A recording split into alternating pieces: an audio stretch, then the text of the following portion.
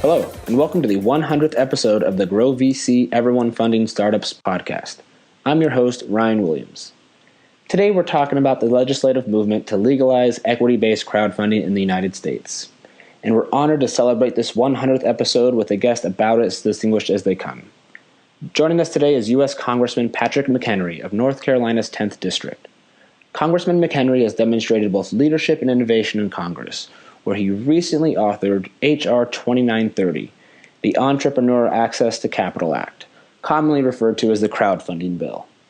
Congressman McHenry, thank you for your leadership in this crucial area and for joining us today to talk about it. Thanks, Ryan. Thanks for having me on. We appreciate your time. We understand how busy you can be.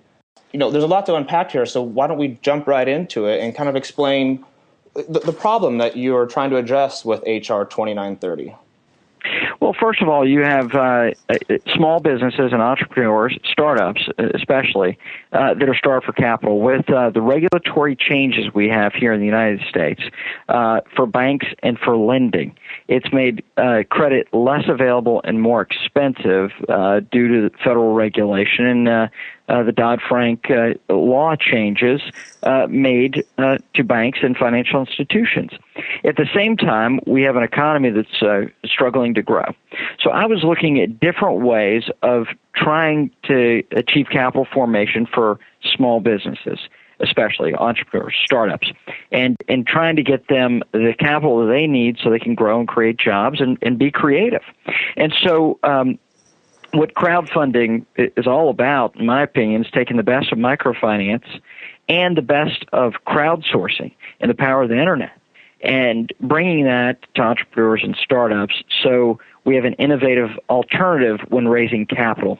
And I think that will lower the cost of capital for small businesses and give more options and choices, and also open up small dollar investing for average, everyday, hardworking Americans and folks that want the potential to invest in their favorite local firm.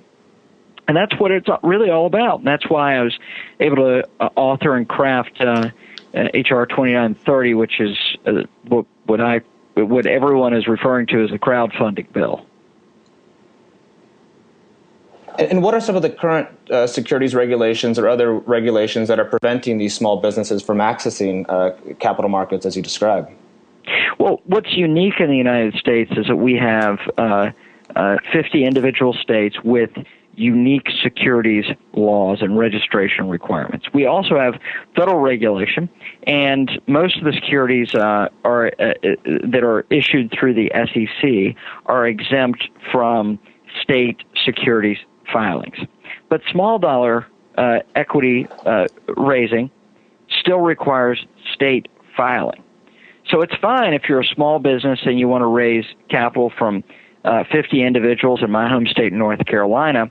You have one state to file in. Those 50 people live in the state of North Carolina, so you only have to file in North Carolina. Well, what if you have 50 people, one from each state? Well, that would require you to file in all 50 states individual forms, and they're all unique and different in some way. You'd have to hire law firms and those that are licensed in those 50 different jurisdictions. And so the barrier to low dollar equity raising across the country is very expensive, and that barrier to entry means that you have to have a large capital raise. And beyond that, if you're doing a large capital raise, it has to be pretty substantial to warrant SEC or our federal securities regulators and going through that process. So we need to carve out an area.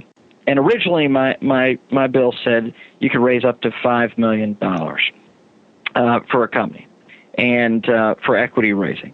And we had to compromise, and now you can raise up to $1 million without audited financials, or $2 million if you have audited financials. And you could raise up to an individual investor would be limited to $10,000 or 10% of their annual income in the investments that they could make. But you could, in essence, with a business, let's say that you were one of those early people on Facebook, one of those a college student who's on Facebook in the first year, and they wanted to actually fund their servers.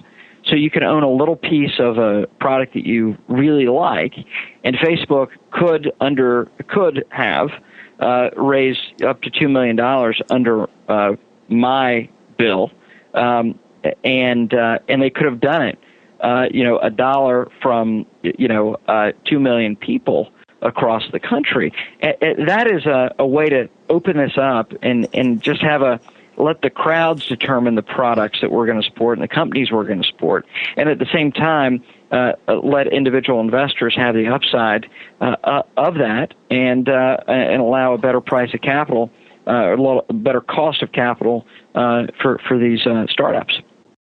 Can you explain the role that startups play within the U.S. economy and why they're so crucial, particularly at this point in time? The power of the entrepreneur in the American economy is real and substantial. And the power of small businesses and to power our economic growth in the United States is just absolutely amazing and vital. And so if you look at our economy, if you look at how diverse our labor markets are and how creative our people are, whether it's in Silicon Valley or across the United States, the innovative spirit of our economy over the last century has brought us to the forefront in the world.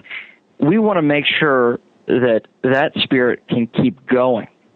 And as somebody who believes in free markets and believes in creative destruction, I do think it's important that we lessen the regulatory burden so that people can be more creative and innovative, and that we can have a lot more economic growth if we just allow that to happen, in my opinion. I couldn't agree more. I remember the job figures from November showing we had very strong job growth in November, and I remember something to the sort of 90% of those jobs were created by small businesses. And that's not a political spin, that's just the facts. And so we couldn't agree more at GrowVC at this time, especially in the United States. There really need to be innovative ways to push through some of these financing bottlenecks. And maybe you can touch on that a little bit. In your discussions with entrepreneurs, have you noticed a particular stage or a particular phase at which these entrepreneurs are having a particularly difficult time accessing capital? Well, if you look at my father's experience of creating his business, he financed his first equipment purchase on a credit card. If you look at what entrepreneurs do in the United States, they'll get a second mortgage on their home. Well, unfortunately, right now with our housing market, that isn't open to folks. We've changed credit card regulations, and so coming by credit via a credit card is more difficult right now because of the regulatory changes. And so those two avenues that we've seen are being restricted. One by the forces of the marketplace and where things are with housing. The other through federal regulation. And the third avenue would be going to banks and getting lending. Well, that's always a challenge in the best of economic times, even in the best of economic times, to get lending through a bank for a startup. Because most people don't succeed with a startup. Now, on balance, more jobs are created because of them, but the marketplace is pretty brutal. So those are sort of three natural avenues. What I think crowdfunding will do is take folks after they've started up, after they've gotten their initial go, and they have a business model that works. They can then go in to this mechanism to basically allow their customers or interested folks and investors to put their money where either their purchase is or behind a product that they believe in or support. Now, The next phase, beyond crowdfunding, would be obviously